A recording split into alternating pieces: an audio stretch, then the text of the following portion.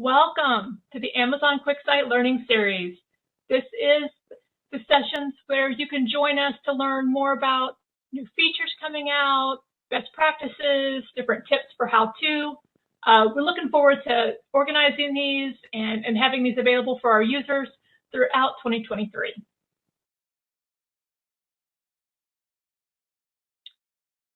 My name is Kelly Burton. I'm a Senior QuickSight Solutions Architect. And today's learning series session is about what's new with Q. Before we get started with today's topic, I do want to take just a minute and introduce you to the community. The community is the place to go to get your answers. So lots of availability out there to search for different, if you have a question or you're interested in some content, so you'll be able to log in and find that content out there. You're also able to ask questions. So we do say it is the first place to go to ask a question. Definitely sign up for the community to become a part of that network. One thing to note is when you are searching for and asking questions in the community is to be able to use tags. So if you use tags, it makes it easy to search for different content areas. Today, we're going to have you submit your questions that you have during this session on the community page, and we want you to use the tag QLSQ. So that way we have moderators here and available, and they'll be answering those questions while we're on this session. So I'm going to take just a moment and jump out to that community page so we can take a look at it. So here we are on the community page, community.amazonquicksite.com. You can see on the homepage lots of availability, lots of content. We can link to our Demo Central, our different workshops, all that available. Is a nice central location to find everything QuickSight. If you have a particular area that you're interested in or have a question on, maybe it's calculations, you can immediately go in. You can see we've got some different tags available, so you can quickly search for different questions, answers that work with those particular tags under calculations. Today, we're going to focus on the question and answer component. So today, if you have a question during this session, I'm going to encourage you to go to question and answer. And then you're going to choose to create a new question, quick title, ask your question here in the content box, and then make sure you add this tag, the QLSQ tag. Notice it's right here. And then select new question. That question will post, and our experts who are on today's session with me will be monitoring that to answer those questions. All right, got the housekeeping items out of the way.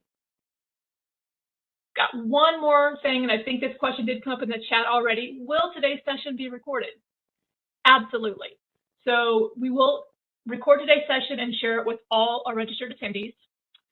We also will post a link to the recording on our QuickSight YouTube channel, as well as make it available in the community later this week. All right, with that, housekeeping items completely out of the way, what are we going to talk about today? Well, today we're going to learn how Q fosters a data-driven culture.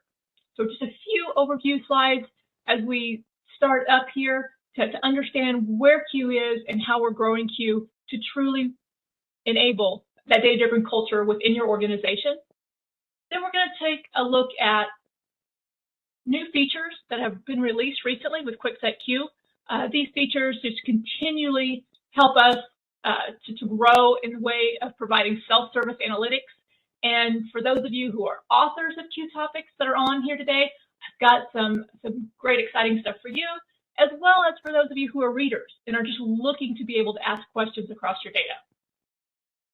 Finally, we're going to take a look at how do we utilize these features. So we're going to look at a demo of how these work in QuickSight Q. QuickSight Q is allowing your users to ask questions across your data and get immediate answers, even if there's not a visualization already built in a dashboard or a report.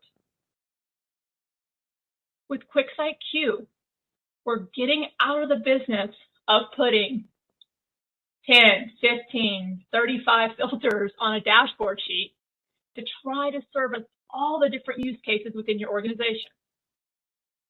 And there's a few of you on the call. I know you've got it. If you've got more than 20 filters on a dashboard, do I get a +1 or a thumbs up?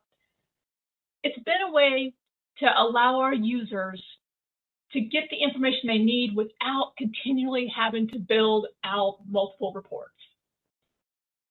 With QuickSight Q, we're taking that need away. So instead of having to try to figure out how do we architect for every use case possible, we can design simple, focused dashboards and then allow users to ask questions across the data. That's what Q is doing to enable and fostering that data-driven culture.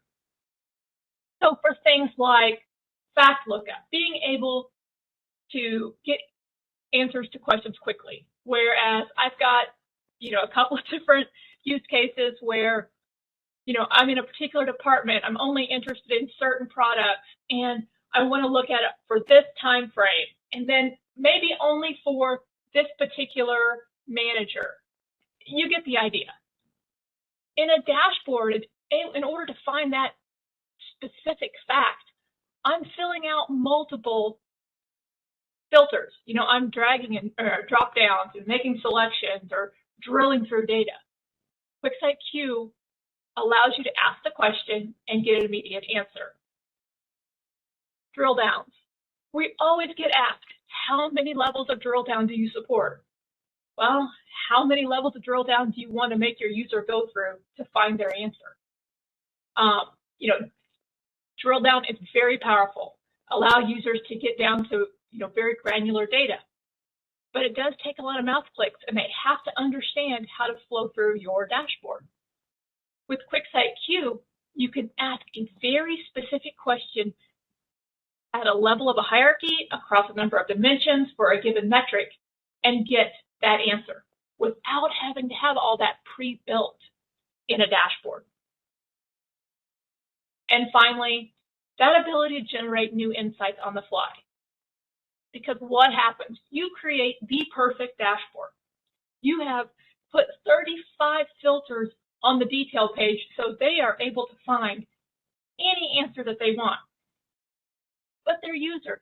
They always want to know what's going to happen next, why did that happen, or what about XYZ? The job is never complete. With QuickSight Q allowing users to generate those new insights on the fly, we alleviate the pressure put on the analyst. We alleviate the need for that ad hoc queue that's backed up, 3 to 5 to 10 days for everybody wanting some specific ask. That's the power of QuickSight Q being able to foster that data-driven culture. And now for the fun stuff for today. We have got some really powerful new features that have been available, came out at the end of last year that we wanted to highlight and draw some attention to. The first is for our authors. We listened is the message here. One thing we did hear from our authors is when we first rolled out Q was the fact that it was frustrating to have to recreate math calculated fields and to have to set up all the different formatting and measures and all the synonyms. Fair assessment, when you want to be able to take the intelligence and what you've created within your analysis and published dashboards and really just be able to harness that power and surface it to users. So what we've done is introduced automated data preparation for QuickSight Q.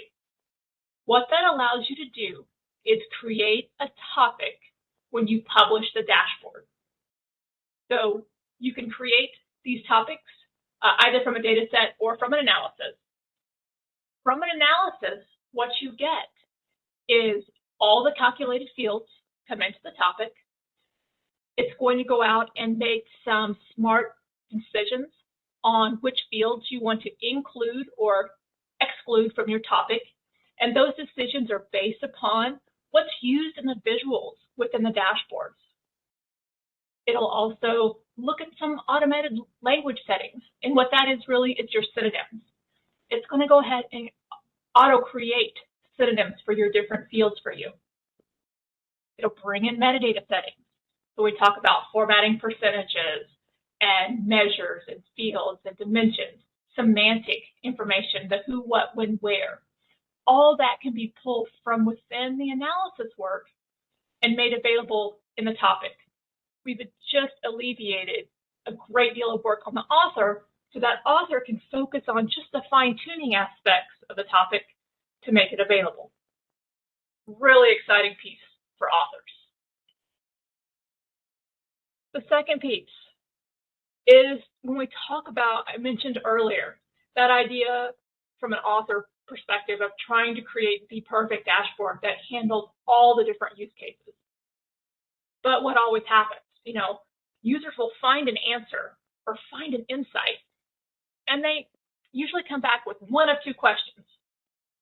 What's going to happen next? Or why did this happen? And when they ask that question, what do they have to do?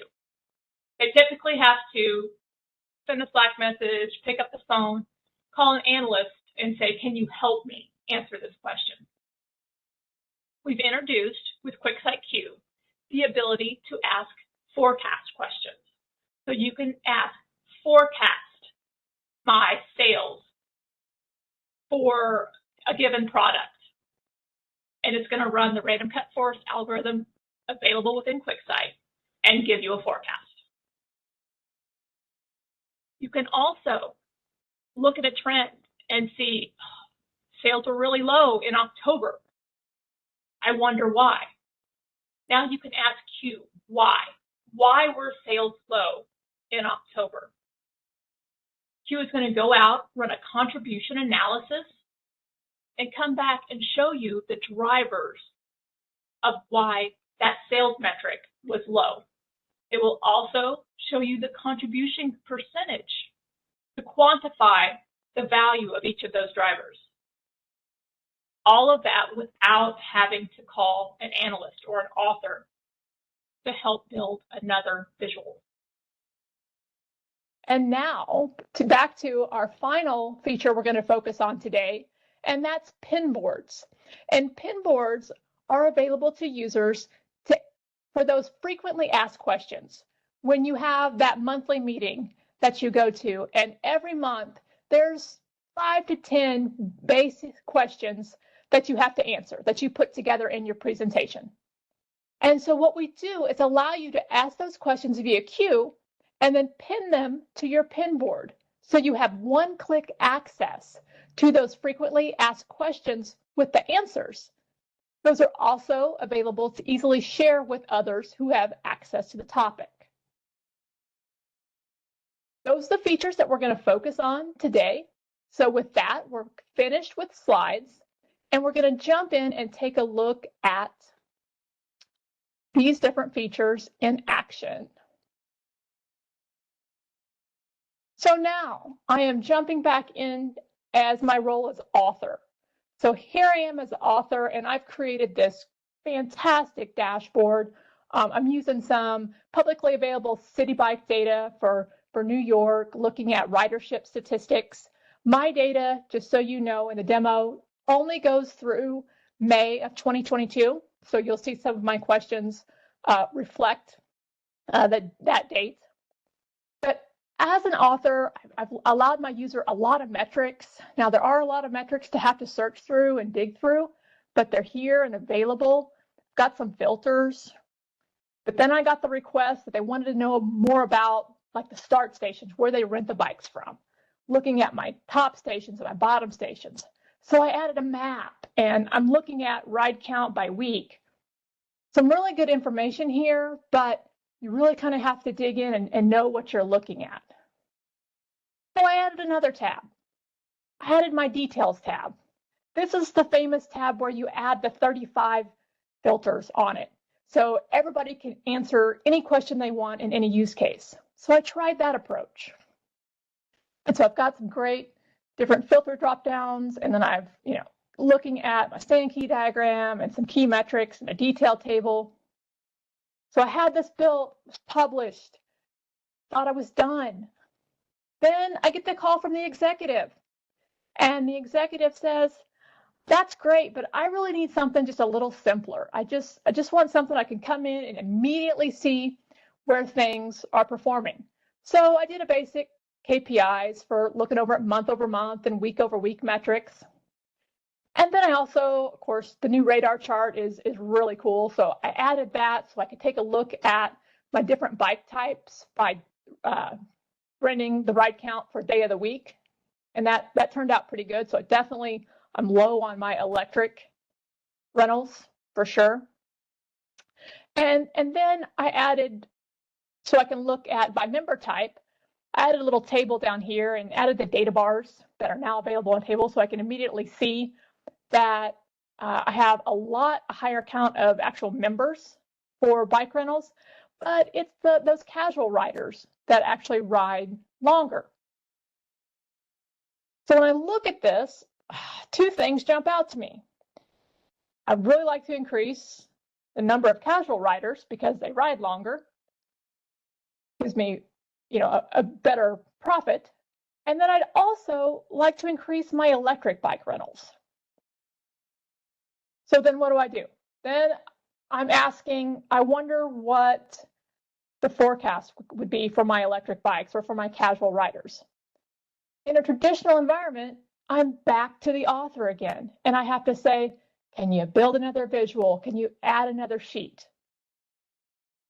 This is where QuickSight Q and the ability to enable authors with the automated data preparation really comes into play to help out.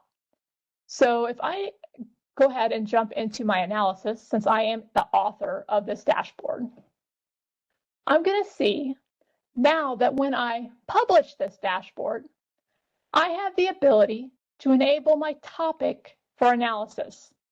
What this does is it generates the Q topic when you publish the dashboard. Notice you can also update an existing topic if you're doing a republish or maybe adding data to an analysis. So when I publish this dashboard, it's going to create a new topic. For the sake of time, I went ahead and ran that because when you create the topic, it does have to do all the indexing that first time and assign all the different roles. So what that looks like is this right here. So when I just publish the dashboard and create the topic, I automatically come in the data tab, I can see what gets auto-generated. So QuickSight for me created a number of different synonyms for different fields. QuickSight determined which fields to include or exclude based upon how I had used them in the analysis. You can see the measures and dimensions defined. You see I have some identifiers, so that semantic type came through.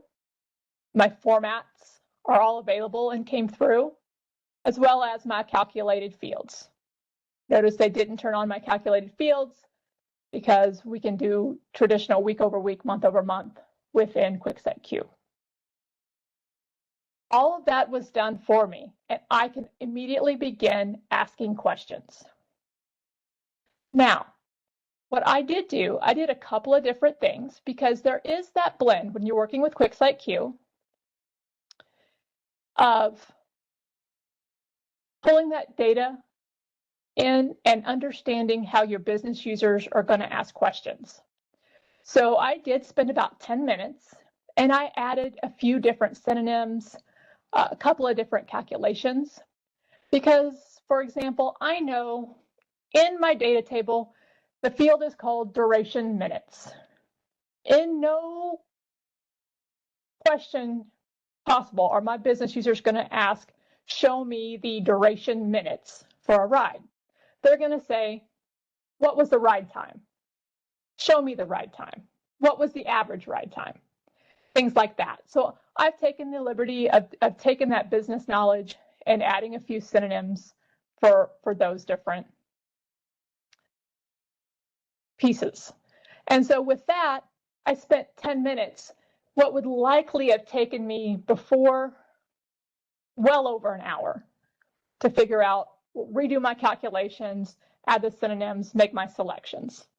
Huge benefit for the author. This also gives you the power of using QuickSight to be able to update that topic as well. So if you add a new calculated field or add a new data set into your analysis, you can, when you republish, update your topic. So very powerful component for the authors. Now let's talk about those readers and that ability, though, even though you give them 35 drop downs to pick from, they always want more. They want to know, hey, what's the forecast? So back to at the very end of when we were looking at my dashboard, we saw that we had a much smaller electric bike usage than the regular bikes. And we saw that our casual users, although a much more limited number of those, they rode much longer. So I want to explore that a little bit deeper. And so I want to understand more about my casual riders. I want to forecast. I want to forecast my ride count for casual by week. So I want to see what the casual ridership looks like. It's going out, running that random cut forest algorithm and bringing back my trend. And then you see in the yellow, the forecast. It's interesting. So pretty cyclical, but I can see my forecast numbers. Interesting, but really, I wonder how those casual electric bikes, what does that trend look like? So instead of having to call someone to say, oh, hey, I changed my mind, can you add this to what I'm looking for? I can ask myself, let me take a look at the ride count and the forecast for casual riders of electric bikes. I can see trending down. Opportunity. I just identified an opportunity. So what can we do to try to increase the casual riders of electric bikes? Well, let's take a look at the average ride time. For casual, for electric, and let's look at it by week. So I got a trend here. So it looks like I spiked here, but that's in 2021. Recently, though, it looks like on the 29th, I had a little spike. That's interesting. I wonder why. This is where you're typically calling someone to help you out or trying to search through those 35 different filter boxes to find your answer. So let's just ask QuickSight Q. Why is average ride time up for casual, for electric on that May 29th? And so with May 29th, notice I've got different time components. So I've got month, I've got week, and then I've got some day values. And I'm looking for my day over day value. And what comes back? What comes back is a contribution analysis showing that from day over day, I was up 22%. And why? Well, it looks like start station and end station were drivers. So it looks like I had a lot more riders renting from us at Broadway and West 58th. And it looks like from the end station perspective, people were riding to 7th Avenue and Central Park. Was there an event? Was the weather particularly nice? What was going on? It helps me to understand what's driving that traffic on the 29th. And I can see the percentage. So here I can look at my percent difference to understand the quantifiable component of the contribution analysis. Then I can also see it looks like start hour and end hour had some drive to that as well. The point here is being able to immediately understand and grab those drivers by asking why as an end user. Now, when we talk about those typical questions, those frequently asked questions, those every time I go to my monthly meeting, I need to take these 5 to 10 metrics. In our case, maybe it's average ride time, by member type, by month, and I'm adding the 2022 in here just because my data isn't current. So it brought me back a table, which it gets me the information I want, but I think that would look better in a bar chart. So I can immediately see ride time by member type. So that's something I want to keep. Notice I have a new icon over on the right-hand side. I'm going to add that to my pinboard. Another question I might want to ask is about ride count. So ride count for electric by member type a week. Oh, probably not 2002. Let's try 22. There we go. Another table came up. Let's look at that in a line chart. So I've got that breakout. That's something that will be available for my meeting. I'm going to add that to my pinboard. And then remember from that dashboard, start stations, it's always important to kind of look at. That's where they're going to come to rent the bike the first time. So I'm really interested in performance of those stations and where to place what bikes. But it was kind of hard to dig through that tab to find the information I wanted. Maybe I just ask Q the top 10 start stations for electric. We'll do it by ride count. So this is going to give me my total because I didn't give it a range. And let's take this out. That didn't give me quite what I wanted. Let's see if I can do this. Oh, I spelled start station. Let's see, maybe to pick this up wrong. Top 10 start stations for electric. There we go. I had misspelled start stations, and so it interpreted that as a different value. So here we can see our top 10 start stations for total. And we can see we've definitely doing a lot more rentals of electric bikes at First Avenue and East 68th. It's interesting. So I'm going to add that to my pinboard. And then finally, just looking at, I'm always going to want some week over week metrics. Electric for May. So when I say look at my week over week ride count, so I can see between my last 2 weeks of data, I was down. It looks 93,000 riders for electric. So I'm going to go ahead and add that to my pinboard. So these are my frequently asked questions I want to take to my meeting every month. So the next time I come in here and I want to say, hey, what are my frequently asked answers? I'll just go to my pinboard. And those are available to me now. I can take those back into QuickSight Q by just selecting the magnifying glass.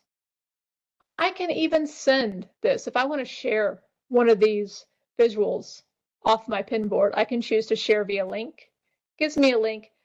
Note, this person that you're sending it to does have to have permissions to access the topic in order for them to be able to link to the visual, but that is available as well. So very powerful to allow users to be able to answer those next questions, to be able to get the information that they want without having to call an analyst, build out additional sheets on a dashboard, and it's just a never-ending cycle, and nothing's ever complete. So using the power of Q, we've added some new features for both the author and for the readers to be able to truly foster that data-driven culture. With that, that wraps up my demo for today.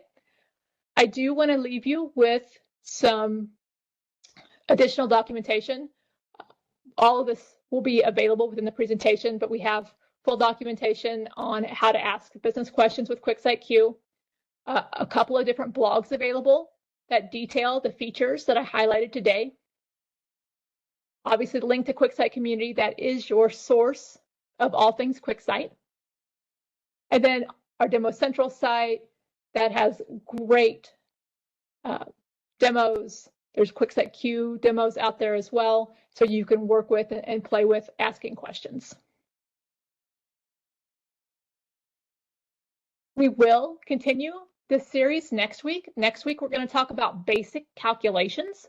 So when we talk about starting that calculations process in QuickSight, whether you're coming from a different tool or you've been doing calculations in data, we're going to talk about the different types of calculations. And then that series is something that's going to grow. We're going to cover basic calculations. And then the following week, you'll see advanced calculations. So calculations is a big topic. I really encourage you to join us for that. You can register on the community at the link provided. You'll see that in the learning series on the community. And finally, thank you so much for your time today. Apologize for the little audio issues halfway through. We do welcome your feedback. It helps us improve these sessions week to week. So please take a moment and fill out the feedback form.